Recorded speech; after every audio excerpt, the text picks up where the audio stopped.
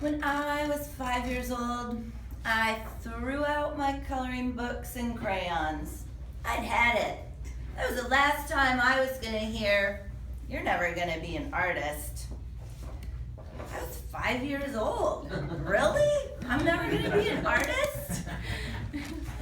By the time I was 12, I managed to fail art class. I vowed from then on I was never going to put color to paper again.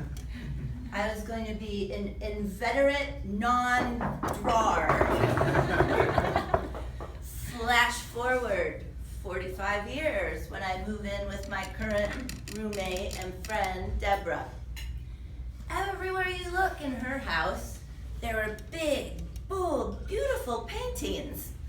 Come to find out, she'd had a similar childhood experience, but she had attended a workshop called The Painting Experience by the author of this book, Life, Paint, and Passion, reclaiming the magic of spontaneous expression.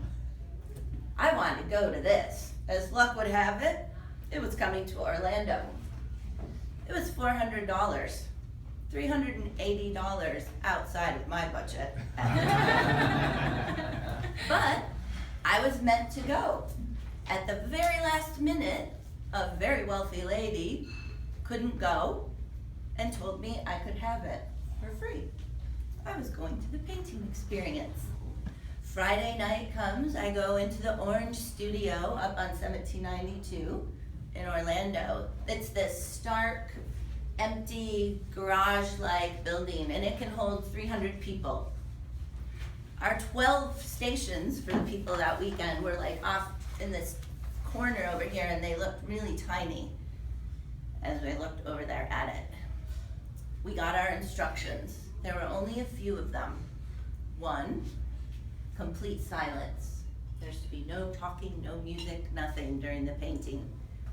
2, never, ever do you comment on someone else's painting. Not good, not bad. Easy enough, right? And number 3, if you think you're done with your painting, you're probably not. You have to ask the facilitator before you can take your painting down and start another one. Here we go, we're ready to begin. I have a sheet this size on the wall blank. What do? I haven't done this in 45 years. I go over hesitantly to a 12-foot table, one end to the other, with vibrant, vivid colors, magenta, blue, red, green, every spectrum of the rainbow is laid out on this table. These exotic hues kind of overloaded my brain. I didn't know what to do, so I just looked skyward and said, "Okay, what do you want?" And I heard blue, so I picked up blue. Then I headed over to the table where all the brushes were. There were wide brushes and skinny little brushes. Some had hard bristles, some had soft bristles. I'm sure they all had a very specific purpose, but me not being an artist, didn't know what it was. So again, I looked skyward. "What do you want?"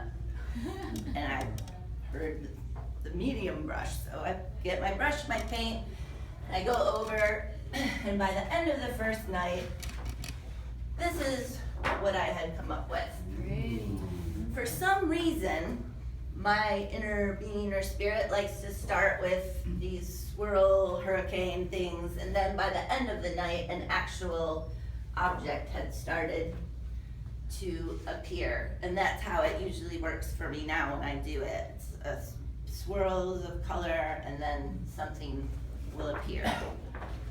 On the second day, I was getting into it a little bit more and having fun, and this is what appeared on the second day. So painting number 2, day number 2, made me realize how important rule number 2 is. Never, ever comment on someone else's painting. I was halfway through this. None of this was done, but there was all the empty space up here was a crown, and the facilitator came over and asked, well, first of all, I'll say, I was sitting back just looking at it, figuring out what I wanted to do. The facilitator came over and stood with me and looked and said, how are you gonna own that crown? And my brain just seized up. I literally flashed back to 5 years old when I wasn't doing something right. She could see something I didn't see. I wasn't painting like that. I was asking, what do you want next? What do you want next? What color, what brush? Just letting it flow. Now it was an agenda. What was I gonna do with that crown? 5 years old again, I wanted to hit her. Then I wanted to tear it down, storm off, and go home.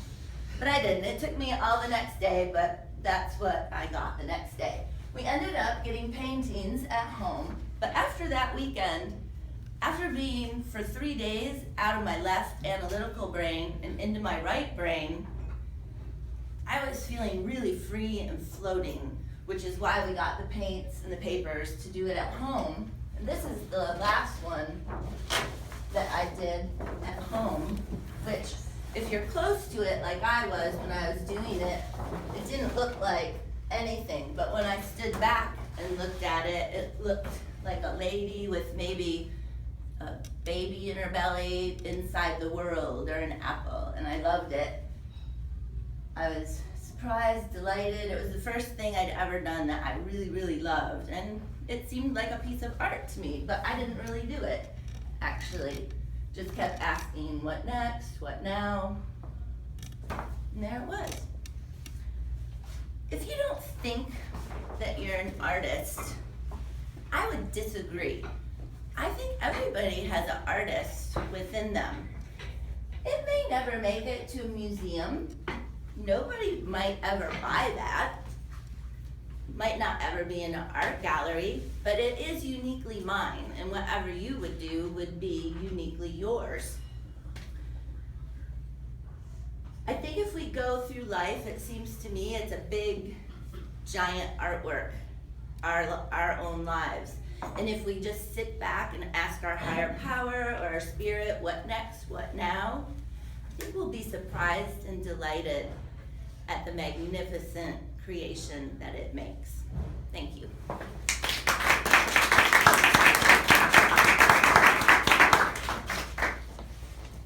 Thanks for that, Carol. If I go to the garage and I get out a big fat brush and one